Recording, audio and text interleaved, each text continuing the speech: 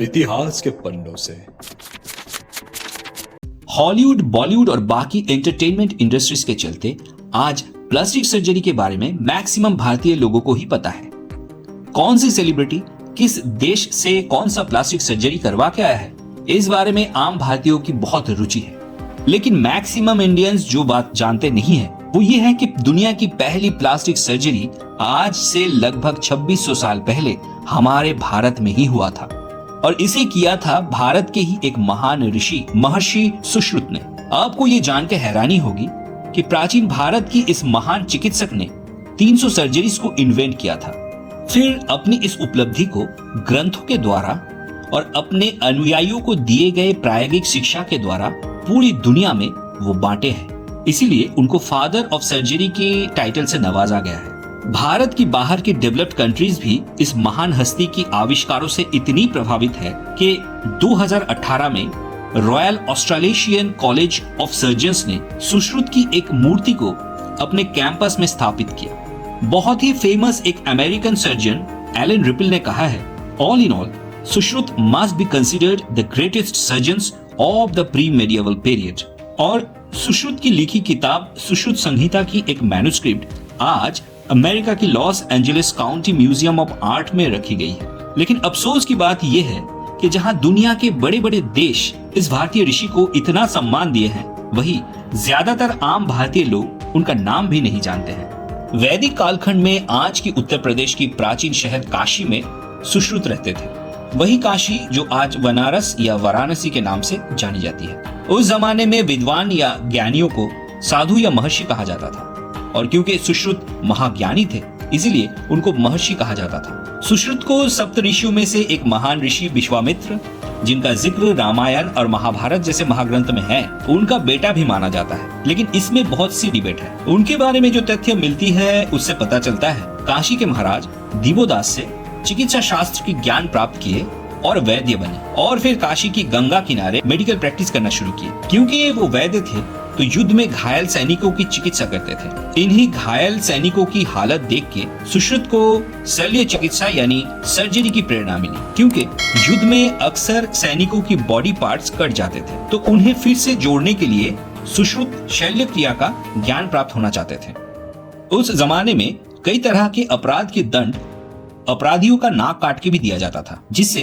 वो इंसान पूरी जिंदगी किसी को मुंह दिखाने के लायक नहीं बचता। सुश्रुत ने इन नाक कटे लोगों की नाक जोड़ने की सर्जरी इन्वेंट किया। आज के जमाने में जिसे राइनोप्लास्टी बोला जाता है, यानी नाक के रिशेप या रिकॉन्स्ट्रक्ट करने का जो सर्जिकल प्रोसीजर है, उसका आविष्कार सुश्रुत ने ही किया था। ये उन लोगों के लिए कोई वरदान से कम नहीं था जिनका किसी कारणवश नाक कट जाते थे। सुश्रुत दुनिया के पहले कैटरैक्ट सर्जन भी थे जिन्होंने बहुत से लोगों का आंखों की तकलीफ दूर किया है। और इन सब सर्जरी के दौरान सुश्रुत को जब कई सारे सर्जिकल इंस्ट्रूमेंट्स की जरूरत महसूस हुई तो उन्होंने खुद ही उनका आविष्कार कर डाला। कहा जाता है कि महर्षि सुश्रुत ने 121 तरह के सर्जिकल इंस्ट्रूमेंट्स की आविष्कार किया था, जिनमें से कुछ आज भी बहुत ज्यादा इस्तेमाल होते हैं, जैसे कि स्कैल्पल्स, लेंसेट्स, नीडल्स।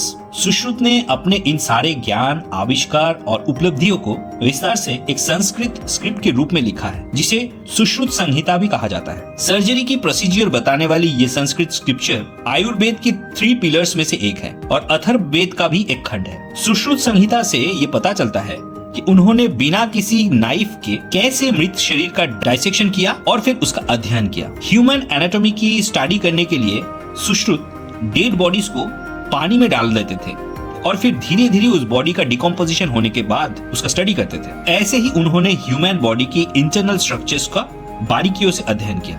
इसी प्रयोग ने सुश्रुत को सीजरियन सर्जरी, एब्डोमिनल सर्जरी और ब्रेन सर्जरी जैसे जटिल प्रोसेस का इन्वेंशन करने में मदद किया। सुश्रुत संहिता की अध्याय 1.16 में राइनोप्लास्टी के बारे में और सुश्रुत संहिता की एक वॉल्यूम उत्तर तंत्र में कैटरैक्ट सर्जरी के बारे में विस्तार से बताया गया है। इसके अलावा सर्जरी से जुड़े बहुत सी एसेंशियल प्रोसेसेस के बारे में भी डिटेल में बताया गया है सुश्रुत संहिता में, जैसे कि पूरी सर्जरी या ऑपरेशन को 3 प्रोसेसेस में डिवाइड करना, pre operative process, the operation itself, post operation care. इन सारे प्रोसेसेस में ऑपरेशन से पहले रोगी का उपवास करना या बहुत लाइट फूड खाने का इंस्ट्रक्शन, ऑपरेशन वाली रूम, टेबल और ऑपरेशन में लगने वाले इंस्ट्रूमेंट्स की सही से सफाई करना, ऑपरेशन की पेन रिलीफ के लिए अल्कोहल का इस्तेमाल और सर्जरी के बाद ऊन्स का सही से सफाई करके फिर टाका लगाने का इंस्ट्रक्शंस बहुत ही इंपॉर्टेंट है। सुश्रुत ने बैंडेज का भी इन्वेंशन किया। 14 डिफरेंट टाइप्स के बैंडेजेस के बारे में अपनी रचना में उल्लेख भी किया है। इसके अलावा अनकन्वेंशनल मेथड से ट्रीटमेंट भी उन्होंने इन्वेंट किया था। जैसे ह्यूमन बॉडी के अंदर इंटेस्टाइन ब्लॉकेज को हटाने के लिए इंटेस्टाइन के दोनों हिस्से को अलग करके फिर जोड़ते वक्त काली चींटियों की क्लॉज से उसे बाइट करवा के जोड़े रखना, या फिर लीचेस से फोरहेड ट्यूमर या वैसी दूसरी डिजीजेस का ट्रीटमेंट करवाना। वो खुद में ही एक कंप्लीट इंस्टीट्यूशन थे। इसीलिए दुनिया की अलग अलग हिस्सों से बहुत से विद्यार्थी उनके पास चिकित्सा के ज्ञान लेने आते थे। सुश्रुत से शिक्षा लेने वाले इन विद्यार्थियों को शौश्रुतस बोला जाता था। उनको पहले 6 साल किताबी अध्ययन करना पड़ता था। इस अध्ययन को शुरू करने से पहले उन विद्यार्थियों को एक इम्पोर्टेंट ओथ लेना पड़ता था, जहां वो लोग चिकित्सा के लिए डिवोटेड और रोगी की हीलिंग के लिए सेल्फलेस एक्ट करना और किसी को भी नुकसान ना पहुंचाने का प्रण लेते थे। ठीक जैसे आज के जमाने के डॉक्टर्स की हिपोक्रेटिक ओथ। ऐसे ही बड़े बड़े कारनामे रचे हैं महर्षि सुश्रुत ने। सुश्रुत शब्द का मतलब ही प्रसिद्ध यानी रिनाउंड होना है, और महर्षि सुश्रुत ने अपने कर्मों से अपने नाम को पूरी तरह सार्थक किया। लेकिन आपकी इस बारे में क्या राय है, कमेंट में जरूर बताइए। वीडियो अगर अच्छी लगी तो उसे लाइक और शेयर जरूर करें। अभी तक अगर चैनल को सब्सक्राइब नहीं किए हैं तो जल्दी कर लीजिए और बेल आइकन को दबाना बिल्कुल मत भूलिए। तो मिलते हैं अगले वीडियो में, तब तक के लिए स्वस्थ रहे, सुखी रहे।